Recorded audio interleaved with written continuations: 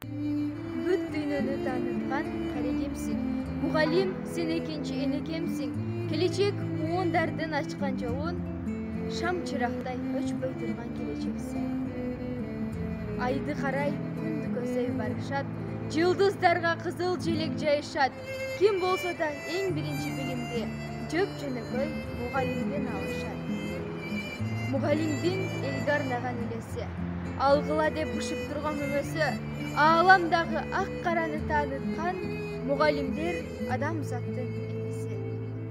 Мугалим бир үрү дарактай, тамырында билим суусу аккандай, табиятты жаш муунга таанытып, тал бастыгы ташка тамга баскандай.